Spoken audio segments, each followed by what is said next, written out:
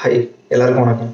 நம்ம எல்லாருக்குமே கேம்ஸ் அப்படின்னா ரொம்ப பிடிக்கும். அதுவும் வீடியோ கேம்ஸ்ன்னு சொன்னால் சொல்லவே தேவையில்லை. இப்போ இருக்கிற ஜென்ரேஷனுக்கு ரொம்ப ரொம்ப பிடிக்கும். ஆனால் இந்த வீடியோ கேம் இப்போ ஃபோனில் அது எக்ஸ்பாக்ஸு சிஸ்டம் அப்படின்னு ஏகப்பட்ட மாடுலேஷன் பார்த்துட்டு இருக்கோம். ஆனால் ஆரம்ப கட்ட காலத்தில் எப்படி வீடியோ கேம் அப்படின்றத ஒன்றும் ஃபஸ்ட்டு யோசிச்சிருப்பாங்க. அண்ட் எப்படி இதை கண்டுபிடிச்சிருப்பாங்க அப்படின்ற கியூரியாசிட்டி எல்லாருக்குமே இருக்கும். அதே மாதிரி இது எப்போ எவ்வளோ தூரம் டெவலப் பண்ணி கொண்டு வந்தாங்க. அதாவது வீடியோ கேம் அப்படின்னு கேமர் அப்படிங்கிறது ஒரு தனி கம்யூனிட்டி லெவலுக்கே வந்துருச்சு. ஸோ அது எப்படி இந்த அளவுக்கு டெவலப் ஆச்சு. அண்ட் இதில் கேமர்ஸ் அப்படின்றதுக்கு ஒரு தனி ஜென்ரேஷனே இருக்குது. ஸோ நம்ம இப்போ எத்தனாவது ஜென்ரேஷன் கேமர் அப்படிங்கிறதே இந்த வீடியோவில் ஃபுல்லாக சொல்ல போகிறேன். ஆனால் சொல்கிறதுக்கு முன்னாடி ஒன்று இந்த வீடியோ பார்த்துட்டு யாருக்காவது ஃபேவரட் கேம், அதாவது சிஸ்டமாக இருந்தாலும் சரி, மொபைலாக இருந்தாலும் சரி, ஃபேவரட் கேம் ஏதாவது இருந்துச்சுன்னா அதை மறக்காமல் எனக்கு கமெண்ட்டில் சொல்லுங்கள். அடுத்த வீடியோவில் அந்த கேமை பற்றி ஸ்பெஷலாக பேச போகிறேன். ஸோ வீடியோ கேம் அப்படின்ற வார்த்தை இல்லை, இந்த ஒரு பழக்கம் ஆரம்பித்தது எப்போன்னு கேட்டிங்கன்னா செகண்ட் வேர்ல்டு வார்க்கு அப்புறம், அதாவது 1948 அப்புறம் தான் இந்த விஷயமே ஆரம்பிக்குது. அவங்க விளையாண்ட கேம் டிக்டாக்டோ. டிக்டாக் கிடையாதுங்க, டிக்டாக்டோ. அதாவது இந்த எக்ஸ் ஓலம் போட்டு விளையாடுவாங்க. இந்த கேம் தான் ஃபஸ்ட்டு சிஸ்டமேட்டிக்காக அவங்க கிரியேட் பண்ணியிருக்காங்க. அண்ட் இது கூடவே சேர்ந்து மூன் லேண்டிங் அப்படின்ற ஒரு கேமே கிரியேட் பண்ணியிருக்காங்க. ஸோ இது ஃபுல் அண்ட் ஃபுல்லாக அல்காரினம் அந்த மாதிரி நிறைய கொஞ்சம் காம்ப்ளிகேட்டடாக இருந்ததுனால இதெல்லாம் அதிகமாக ரீச் ஆகலை. எப்போ வரைக்கும்னா கிட்டத்தட்ட 1970 வரைக்குமே இந்த வீடியோ கேம் அப்படின்ற விஷயத்தை பற்றி பேசிட்டு இருந்தாங்களே தவிர இதை பெரிய லெவலில் எக்ஸிக்யூட் பண்ணவே இல்லை.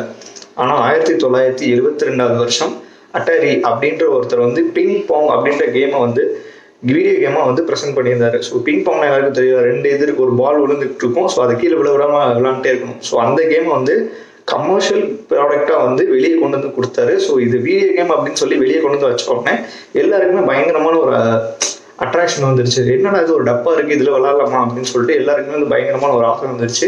அண்ட் இது ஏகப்பட்ட இடங்களில் விற்கப்பட்டுச்சு.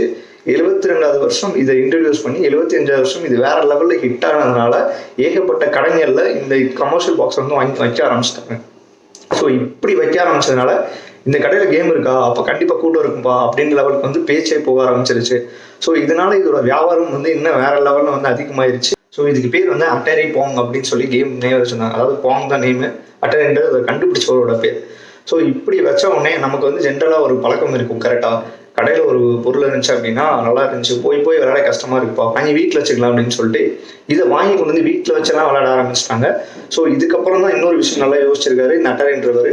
ஏன் நம்ம வீட்டுக்காக தனியாக ஒரு கேமிங் கிரியேட் பண்ணக்கூடாது அப்படின்னு சொல்லி இதுக்கப்புறம் தான் அட்டாரி 2600 அப்படின்னு சொல்லி ஒரு கேம் பாக்ஸே இன்ட்ரடியூஸ் பண்ணிட்டாரு. அதாவது கன்சோல்னு சொல்லுவோம். கன்சோல்னு ஒன்றும் இல்லைங்க, நம்ம நார்மல் சிப்பு போட்டு விளையாடுவாங்க. எப்படி இதில் 10 லட்சம் கேம் இருக்குடா, இதில் 1 லட்சம் கேம் இருக்குது அப்படின்னு சொல்லி விளையாடுவாங்க. அந்த சிப்பு முதல் 2600 கேமோட சேர்த்து ரிலீஸ் பண்ணியிருக்காரு. இதில் டேபிள் டென்னிஸ் அந்த மாதிரி ஏகப்பட்ட கேம்ஸ், அதாவது அப்போ உள்ள பேசிக் கேம்ஸ் எல்லாத்தையுமே இன்க்ளூட் பண்ணி இதை ரிலீஸ் பண்ணிட்டாரு. ஸோ இதுவும் கிட்டத்தட்ட ஏகப்பட்ட விஷயங்களுக்கு ட்ரெண்ட் ஆச்சு. ஸோ ஃபர்ஸ்ட் நான் பிங் பாங் சொன்னால கமர்ஷியல் பாக்ஸ், இந்த பாக்ஸுக்கு முதல்ல இதுதான் first generation of video game. ரெண்டாவது வீட்டில் கொண்டு வச்சிட்டாங்கன்னு சொன்னால இது second generation of video game. So 1983 அப்புறம் மறுபடியும் இன்னொரு கம்பெனி காம்படேட்டராக வர்றாங்க. ஸோ இந்த கம்பெனி என்ன பண்ணுறாங்கன்னா, நார்மலாக பழைய ஜாய்ஸ்டிக்கில் ஒரே ஒரு பட்டன் ஒரே ஒரு ஹேண்டில் மட்டும் இருந்துச்சு.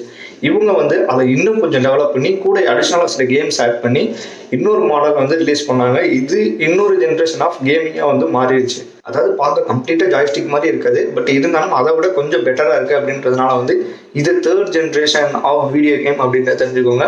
அண்ட் ஃபோர்த் ஜென்ரேஷனில் என்ன பண்ணாங்கன்னா, அப்போ தான் இதுக்கு கம்ப்ளீட்டான ஒரு ஷேப் கொடுத்து இந்த சிப்புக்கு இப்படி தான் இருக்கணும், இதுக்கு இந்த மாதிரி ஜாய்ஸ்டிக் தான் இருக்கணும், இதுதான் பீப்புளுக்கு கம்பபிலிட்டி அப்படின்றத தெரிஞ்சு அடுத்து விட்டது தான் 4வது ஜென்ரேஷன். கிட்டத்தட்ட 4வது ஜென்ரேஷன் ஆஃப் வீடியோ கேமில் தான் ஒரு கேமர் எந்த அளவுக்கு எக்ஸ்பெக்ட் பண்ணுறாங்கிறதே தெரிஞ்சு ஃபுல்லாக ரிலீஸ் பண்ணாங்க சிப் மாடலில். ஸோ இது வரைக்கும் நான் சொன்னது எல்லாமே 1988 வரைக்கும் 4வது ஜென்ரேஷன். ஸோ இதுக்கப்புறம் சொல்ல போகிறது தான் ரொம்ப ரொம்ப சுவாரஸ்யமான ஜென்ரேஷன். ஏன்னா 90s ஜென்ரேஷன் இதுதான். ஸோ 90s ஜென்ரேஷன் நான் சொல்லுவாங்க, 90ஸ்னா நான் சிப்பு தானே போட்டலான் இருந்தேன் அப்படின்னு கேட்டிங்கன்னா, சிப்பு அதுக்கு முந்தின ஜென்ரேஷன் உள்ளது, நம்ம லேட்டாக தான் விளாண்டுருக்கோம்.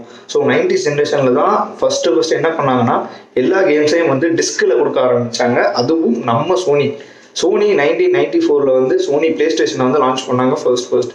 இதுக்கு பயங்கரமான ஒரு ரெஸ்பான்ஸ் இருந்துச்சு. ஏன் அப்படின்னு கேட்டிங்கன்னா, மற்றதை கம்பேர் பண்ணும்போது இது டிஸ்கில் கொடுக்க ஆரம்பிச்சிட்டாங்க. இந்த டிஸ்கில் ஏகப்பட்ட கேம் இருக்குது அப்படின்னு சொல்லிட்டாங்க. இன்னொன்று சோனியோட அட்வான்டேஜ் என்ன அப்படின்னு கேட்டிங்கன்னா, ஏகப்பட்ட கேம் இண்டஸ்ட்ரீஸ் ஒரு சீரியல ஒரே ஒரு கேமை ஸ்டோரி மோட், அட்வென்ச்சர், ஏர் கட் இப்படின்னு நிறைய பிரிக்க ஆரம்பிச்சிட்டாங்க. ஸோ ஒரே கேமில் ஏகப்பட்ட இன்ட்ரெஸ்டிங்கான ஃபேக்ட்ஸ் இருக்குது, அதாவது ஸ்டோரி, அட்வென்ச்சர் எல்லாமே மிக்ஸ் ஆகிருக்கு அப்படின்னு தெரிஞ்ச உடனே இதுக்கு இன்னும் மவுஸ் அதிகமாயிருச்சு. ஸோ இந்த ஜென்ரேஷன் தான் பிளே ஸ்டேஷன் ஜென்ரேஷன். அதே மாதிரி கேமோட குவாலிட்டி அண்ட் அதோட கிராஃபிக்ஸ் டெவலப்மெண்ட்டு, அதுக்கப்புறம் அந்த கேரக்டரைசேஷன் எல்லாத்தையுமே வந்து கொஞ்சம் கொஞ்சமாக டெவலப் பண்ண ஆரம்பிச்சிட்டாங்க. ஏன்னா ஆரம்பத்தில் வெறும் 8 பைட்ஸ் ஆஃப் கேம், அதாவது 8 பிட்டை வச்சு ஒரு கேம் கிரியேட் பண்ணுறது இப்படி தான் இருந்துச்சு. ஸோ நாளாக இந்த பிட்டு வந்து இன்க்ரீஸ் ஆகிட்டே வந்துருச்சு. ஸோ இதனால கேமோட குவாலிட்டி இன்னும் அதிகமாகிட்டே வந்துச்சு. ஸோ இதுதான் வந்து 5வது ஜென்ரேஷன் கேமிங்கோட ஃபுல் ஸ்டோரி. அதாவது பிளே ஸ்டேஷன் வந்தது தான் வந்து 5வது ஜென்ரேஷன். ஏகப்பட்ட பேருக்கு சோனி பிளே ஸ்டேஷன் வந்து வாங்கணும் அப்படின்ற ஆசையே நிறைய பேருக்கு இருக்கும். உங்களுக்கு அந்த ஆசை இருந்துச்சுன்னா அதையும் கொஞ்சம் கமெண்ட்டில் சொல்லுங்கள். ஸோ இந்த ஜென்ரேஷன் ஆஃப் டைமில் தான் வந்து மார்டல் காம்பேக்ட், டெக்கன் அப்படின்ற இந்த மாதிரி கேம்ஸ்லாம் வர ஆரம்பிச்சிச்சு. ஆனால் இதெல்லாம் வந்து அப்போ இருந்த டைமில் லோ கிராஃபிக்ஸ்லாம் இருந்துச்சு. ஸோ இதுக்கப்புறம் அடுத்த ஜென்ரேஷன் 6th ஜென்ரேஷனில் தான் வந்து சோனி பிளே ஸ்டேஷன் 2 வந்து ரிலீஸ் பண்ணாங்க. அதே டைம் அதோட காம்படேட்டராக நம்ம மைக்ரோசாஃப்ட் எக்ஸ்பாக்ஸை ரிலீஸ் பண்ணி இன்னும் பயங்கரமான ஒரு கேமருக்குலாம் பயங்கரமான ஒரு ஹாப்பினஸ் கொடுத்துட்டாங்க அப்படின்னு சொல்லலாம். இந்த மாதிரி கேமிங்கோட அடுத்த லெவல் கொண்டு வரணும்னு சொல்லி மறுபடியும் இன்னும் கொஞ்சம் கிராஃபிக்ஸ்ல இருந்து ரியாலிட்டி வரைக்கும் எல்லாத்தையும் இம்ப்ரூவ் பண்ண ஆரம்பிச்சாங்க. ஸோ இந்த காலகட்டத்தில் வந்த கேம், அதாவது 1990க்கு அதாவது 94 இல்லை 95 இதுக்கப்புறம் வந்த கேமிங் எல்லாமே பயங்கரமான ஹிட்டு. ஏகப்பட்ட கேம்ஸ் வந்து கொஞ்சம் ஃப்ளாப்பும் போச்சு. பட் இருந்தாலும் ஹிட்டான கேம் அப்படின்ற வரிசையில் ஏகப்பட்ட கேம் இருக்கு. இன்னுமே 96 கேட்டிங்கன்னா ஸ்மாக்டவுன்ல இருந்து எல்லாத்தையும் அந்த வரிசை சொல்லுவாங்க. இதுக்கப்புறம் கேமர்ஸோட லெவல் இன்னும் அதிகமாகிட்டே போச்சு. ஸோ இதுக்கப்புறம் தான் வந்து 7th ஜென்ரேஷன், அதாவது 2006க்கு அப்புறம் எக்ஸ்பாக்ஸ் 360 லான்ச் பண்ணாங்க. சோனியோட பிளே ஸ்டேஷன் 3யும் வந்து ஒரே வருஷத்தில் லான்ச் பண்ணாங்க. ஸோ இதுதான் வந்து கேமர்ஸ் அப்படின்றத இன்னும் கொஞ்சம் பெருசாக மாற்றினது இந்த ஒரு ஜென்ரேஷன் அப்படின்னு சொல்லலாம். ஓகே, 2005 2006 இதுக்கப்புறம் இப்போ நம்ம என்ன ஜென்ரேஷன் இருக்குன்னு கேட்டிங்கன்னா 8th generation of gaming. So video கேமோட 8th ஜென்ரேஷன், 8வது தலைமுறையில் நம்ம வாழ்ந்துட்டு இருக்கோம். ஸோ இந்த பிளாட்ஃபார்மில் என்னென்ன கேம் இருக்குது அப்படின்னு வந்து நான் என்னால் சொல்ல முடியாதுன்னு நினைக்கிறேன். ஏன்னா இப்போ வந்து அவ்வளோ அப்ளிகேஷன்ஸ், அவ்வளோ பெரிய பிளாட்ஃபார்மாக வந்து இது மாறிடுச்சு. ஸோ நான் இவ்வளோ இது சொன்னல, ஸோ இத்தனை ஜென்ரேஷன் சொன்னல. ஸோ இந்த ஜென்ரேஷனில் உங்களுக்கு ஃபேவரட்டான ஜென்ரேஷன் எதுன்னு நினைக்கிறீங்க? ஏன்னா நான் மோஸ்ட்டாக 90s கிட்ஸ் இருப்பீங்க. பட் இருந்தாலும் கூட அதை விட பழைய கேமும் நம்ம நாட்டு தான் இருந்திருப்போம். ஸோ இதில் உங்களுக்கு இன்ட்ரெஸ்டிங்கான ஒரு ஜென்ரேஷன் எதுன்னு நினைக்கிறீங்க? அதான் எனக்கு கமெண்ட்ஸில் சொல்லிடுங்க. அதுவும் இல்லாமல் ஏகப்பட்ட ரீஜன், அப்புறம் வந்து இந்த கம்யூனிட்டி அது இதுன்னு இந்த வரலாறுலாம் பேசுறதுக்கு ஏகப்பட்ட பேர் இருக்காங்க. பட் கேமிங் அண்ட் கேமர்ஸோட வரலாறை பற்றி பேசுறதுக்கு நம்மள மாதிரி கொஞ்சம் பேர் மட்டும் தானே இருக்கும். ஸோ அதனால இந்த ஒட்டுமொத்த வீடியோ வந்து நான் கேமர்ஸ் எல்லாத்துக்குமே வந்து டெடிகேட் பண்ணுறேன். அண்ட் இந்த வீடியோ பார்த்துட்டு இருக்கிற நீங்கள் ஒரு கேமராக இருந்தீங்க, இல்லை உங்கள் ஃப்ரெண்டு யாராவது ஒரு கேமராக இருக்காங்க அப்படின்னா மறக்காமல் அவங்க கிட்ட ஷேர் பண்ணுங்க. ஸோ கேமோட ஹிஸ்ட்ரி தெரிஞ்சுட்டு ரொம்ப சந்தோஷப்படுவாங்க அப்படின்னு நினைக்கிறேன். அண்ட் வேற ஏதாவது கருத்துக்கள் இருந்துச்சுன்னா மறக்காம எனக்கு கமெண்ட்ல சொல்லுங்க. இதுக்கப்புறம் வர்ற வாரங்களில் வந்து தொடர்ந்து வந்து ஏதாவது ஒரு கேமை பற்றின ஹிஸ்ட்ரியை பற்றி சொல்லலாம் அப்படின்ட்டு இருக்கேன். ஸோ உங்களை இன்னொரு வீடியோவில் வந்து சந்திக்கிறேன். பை.